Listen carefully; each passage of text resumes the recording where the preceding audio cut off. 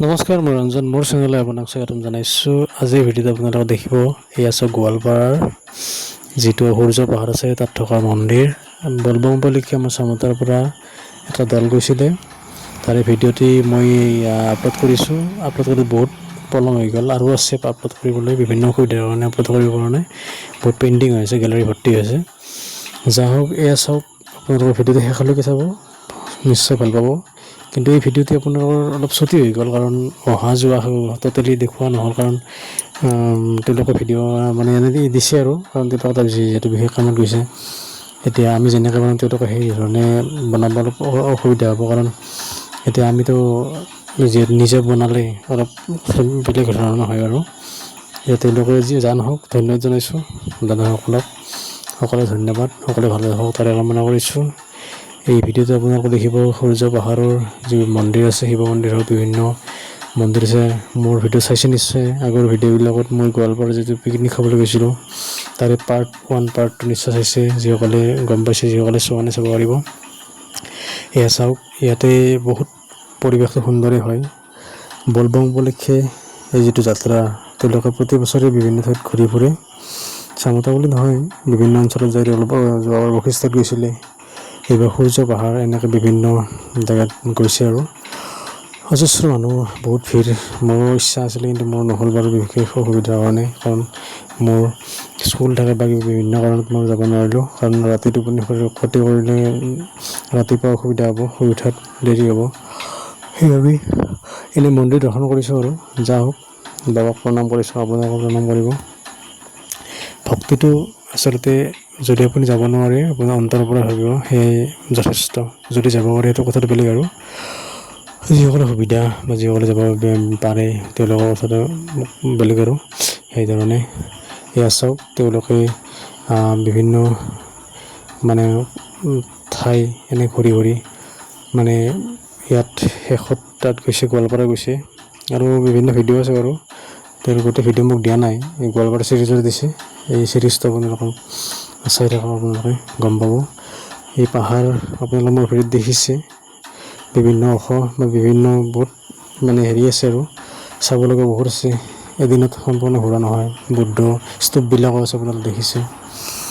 বলবমটো আমাৰ বৰ্তমান সময়ত অসমীয়াৰ মাজতো খুব জনপ্ৰিয় হৈ উঠিছে, আপোনালোকে নিশ্চয় জানে।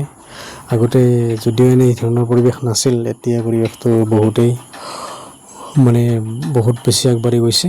এয়া চাওক, ৰাম ভক্ত হনুমানজীৰ, অৰ্থাৎ ৰাম প্ৰভুৰ বানৰ সেনা। ইয়াতে তেওঁলোকে মন্দিৰ দৰ্শন কৰি বলবমৰ কিছু নিয়ম পালন কৰিছে। আপোনালোকে জানে, যিসকলে বলবম পালন কৰিছে বা যিসকলে শাওনৰ পালি আছে, নিশ্চয় জানে এই মাহটো নিৰামিষ খাব লাগে। পঁচি মাহ একো খাব নোৱাৰি, পিঁয়াজ নহৰু একো খাব নোৱাৰি, সম্পূৰ্ণ নিৰামিষ খালে ভাল। আৰু ধৰ্মটো সিজে বুলি কয়, মানে ভাল ধৰ্মটো মানে হেৰি হয়, আৰু ভাল হয় কৰ্মত। যা হওক, কৰ্মই ধৰ্ম, কৰ্মৰ মাজে আপুনি ধৰ্ম কৰিব পাৰে। এয়া চাওক, বিভিন্ন বান্দৰ, পোৱালি, মাক তেওঁলোকে খাদ্য দিছে। এয়া চাওক, তাৰ পৰা ভিউ পইণ্ট খুবেই ভাল লাগে, খুবেই সুন্দৰ পৰিৱেশ। মই খুব ভাল পাইছিলোঁ গৈ, তাত পিকনিক খাইছিলোঁ, মই বিভিন্ন মন্দিৰ স্তূপ সেইবিলাক দৰ্শন কৰিছিলোঁ। আৰু এই চাওক, বিভিন্ন মানুহ আহিছে, আমাৰ টীমৰ এই সদস্য, এইবিলাক চামতৰ। যা হওক, গোৱালপাৰা মানে বহুত পুৰণা ঠাই, বহুত পুৰণি। মানে এই যিটো সূৰ্য পাহাৰ, তাৰ কাৰণে গোৱালপাৰা বিখ্যাত। আৰু আছে চাপৰাকটা পাহাৰৰ ওচৰতে, তাতে পাহাৰত পূজা কৰা হয়, সেয়াও আপোনালোকে জানে নিশ্চয়। কিন্তু মোৰ ভিডিঅ'টো কৰা নহ'ল বাৰু। এয়া চাওক, কেনেকৈ তেওঁলোকে বলবম পালন কৰে। এই ধৰণে তেওঁলোকে প্ৰথমে গা পা ধুই, মাটি এনেকৈ বালি মাটি থাকিলে বা আঠলতীয়া মাটি থাকিলে এনেকৈ খান্দি লয়। খান্দি লৈ পেলাই এনেকৈ শিৱলিংগ বনায়, শিৱলিংগ বনায়। তাৰপিছত তেওঁলোকে আমাৰ শিৱ মন্দিৰত যেনেকৈ গাখীৰ ঢালে বা পানী ঢালে, বেলপাত অৰ্পণ কৰে, ফুল অৰ্পণ কৰে, সেইধৰণে ছেম পদ্ধতি, কেৱল তেওঁলোকে এইটো বনায়। আৰু শিৱলিংগ এনেকৈ বনাই তেওঁলোকে সুন্দৰভাৱে, তেওঁলোকে ঈশ্বৰক ভাবি, অৰ্থাৎ বাবাক ভাবি কিনে প্ৰাৰ্থনা জনায়। নিশ্চয় তেওঁলোকৰো মংগল হওক, সকলোৰে মংগল হওক, তাৰে কামনা কৰিছোঁ।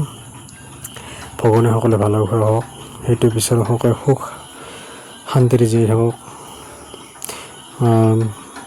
পৃথিৱীত যিমানবিলাক সমস্যা হৈ আছে, সমস্যাবিলাক সমাধান হওক। বানপানীৰ সমস্যা হওক, ভূমিকম্পৰ সমস্যা হওক, সকলো সমস্যাৰ পৰা মানুহ পৰিত্ৰাণ পাওক। বা যিবিলাক বিভিন্ন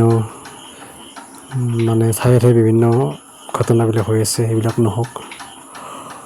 মানুহে সুখ শান্তিত থাকক, তাৰে কামনা কৰিছোঁ। বলবম বুলি ক'লে আগতে আমি ট্ৰেইনত যাওঁতে, এতিয়ালৈকে আপোনালোকে নিশ্চয় লক্ষ্য কৰিছে, ট্ৰেইনত ষ্টেচনত বিভিন্ন মানুহ এই কমলা ৰঙৰ ধৰণৰ ড্ৰেছ পিন্ধি বিভিন্ন মানুহ অহা যোৱা কৰে। বিহাৰী সম্প্ৰদায় হওক, বেংগলী সম্প্ৰদায় হওক, আমাৰ গুৱাহাটী বশিষ্ঠ কামাখ্যা এই ধৰণৰ মন্দিৰবিলাক ঘূৰি ফুৰে। বা কিছুমান বাবা ধাম যায়, মুঠতে য'তে শিৱ মন্দিৰ আছে আৰু শিৱ মন্দিৰত বেছিকৈ যায়, যিহেতু বাবাৰ অনুষ্ঠান, ধৰ্মীয় অনুষ্ঠান দিয়ে। এয়া চাওক, আমাৰ চামতাৰ টীম যিকেইজন আছিল সকলোৱে এইধৰণে সহযোগ কৰিছে শিৱলিংগ বনোৱাত। আৰু এইজন চাগে বাবাজী হয়, তেখেতে সহায় কৰিছে এওঁলোকক। যা হওক, বহুত কষ্ট কৰি তেওঁলোকে এই কামবিলাক কৰি আছে, খুবেই ভাল লাগিছে। কাৰণ এইবাৰ আপোনালোকে জানে 2026 চনত 5টা সোমবাৰ পৰিছে শাওণ মাহৰ পবিত্ৰ মাহ। আৰু এতিয়াতো ভাদৰ মাহ পৰিবই। ভাদৰ মাহটো পবিত্ৰ মাহ। ভাদৰ মাহত আপোনালোকে জানেই কৃষ্ণ নাম গুণানুকীৰ্তন কৰা হয়। আমাৰ বাবা ভক্তসকলে এই ধৰণে তেওঁলোকৰ কাম কাজ চলাই আছে। চাওক, বিভিন্ন ভক্তই ৰাতি উজাগৰে থাকি এই ধৰণে শিৱলিংগ বনাই বাবাৰ আৰাধনা কৰে। আচলতে আপোনালোকে কি কয় নাজানো বাৰু, কিন্তু এই মাহটো পাৰিলে সম্পূৰ্ণ নিৰামিষ খাব লাগে। কিন্তু কিছুমানে কেৱল সোমবাৰটো নিৰামিষ খায়, বাকী দিন আমিষ আহাৰ গ্ৰহণ কৰে, কিন্তু সেইটো ভুল কথা। মই কৈছোঁ বাৰু, কি আপোনালোকে জনাবচোন কথাটি মোৰ ভুলে হৈছেনে নে শুদ্ধ হৈছে। কি এটা যিহেতু নিয়মত থকা হয়, নিয়মত থাকিলে খাদ্যটো সোমবাৰে নিৰামিষ খাইছোঁ, বাকী দিন আমিষ খাইছোঁ, সেইটো নহয় আৰু গোটেই দিনেই নিৰামিষ খাব পাৰিলে ভাল। পিঁয়াজ নহৰু এইবিলাক খাব নালাগে। আদাটো পাৰি বাৰু, আদা যিহেতু আমাৰ প্ৰসাদত দিয়া হয়। পিঁয়াজ নহৰু এটা কাহিনী আছে, সেই কাহিনীটো